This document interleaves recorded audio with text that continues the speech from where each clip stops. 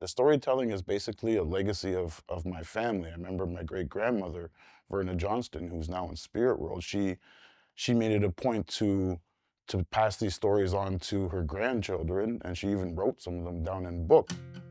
And I feel with my art, that's kind of, these stories are a part of me. So they're gonna naturally come out in things that I create because I don't ever want to split them apart.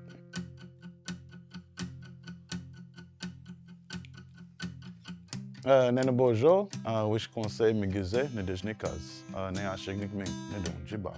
My name is Niall Johnston. My spirit name is Whistling Eagle, and I'm from the point of land surrounded by water on three sides, known as Neashignikming.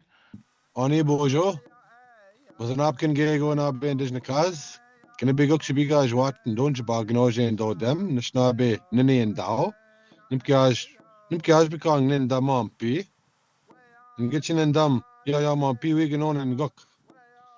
My name is Isaac Murdoch. I come from Serpent River First Nation. I'm the Fish Clan. I'm Ojibwe.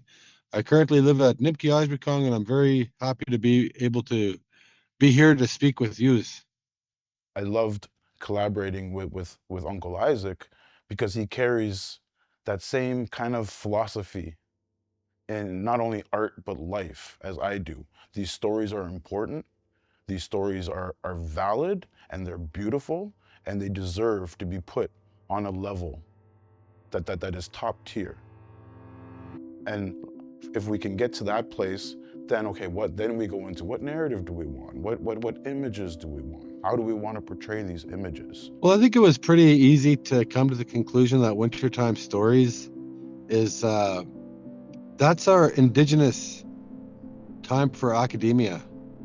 You know, our own education.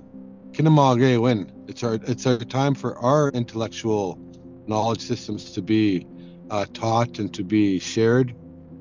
And indigenous education is a high level of education. It's not just something that's you know, folklore rhetoric. You know, when I think about our ancestors, they knew how to live on these lands without a garbage can. That's how smart they were. That's how high their education was. And today's society, Western education systems cannot produce a society that can live their life without a garbage can. As an organization, Kitchener Public Library, really we pride ourselves on being a climate conscious organization.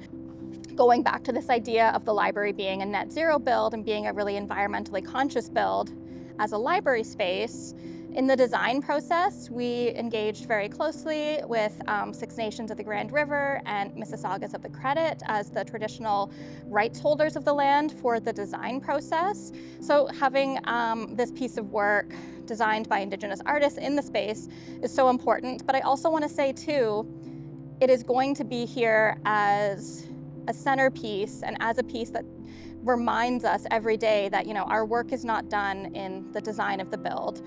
Our work continues in how we continue to engage with the Indigenous community and with people around us every single day.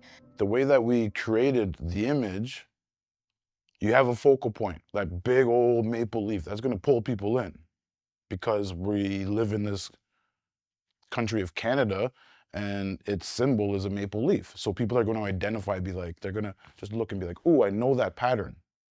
And they can enter there if they want. But it's symmetrical as well. So they can come in at any point. Whatever catches their eye, the lights, the glowing of the lights. Okay, they can enter there. The way that the light that day is bouncing off a piece of acrylic and catches them with color. I don't like to put left from right, but they can go anywhere within it. And so as an artist myself, I always try to put a heart in it. If you notice, all my artwork has a heart. For me, it's not about resistance. It's just about encouraging society and encouraging people just to love everything again. You know, the lands and the waters and the people and the future generations. The imagery within the piece encompasses so much. There's trees, there's the tree nation. There's images of the bald eagle, Migize, or the golden eagle, Gnu, which represents the teaching of love, one of the 7 grandfather teachings. There's images of family coming together and being together, not only celebrating with one another, but celebrating the idea of community and the power that community holds. There's an image of one of our water protectors and land protectors, known as Mishibiju. And Mishibiju is there to remind us of those old stories. It's a spirit that lives in Lake Superior. It guards the water. It's a guardian of the water. It can guard the land.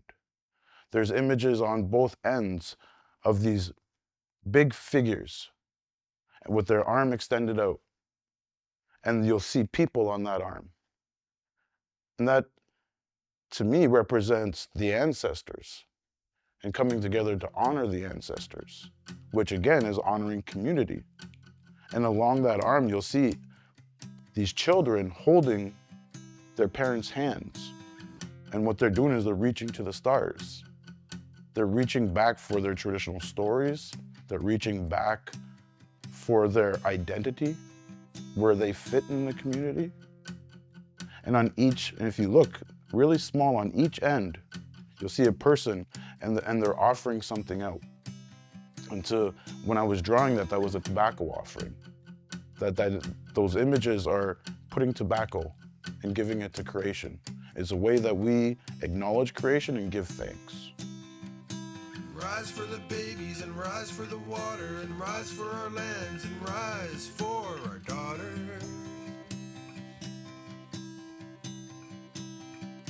Rise for the bees and rise for the flowers and rise in the east and rise up and take your power.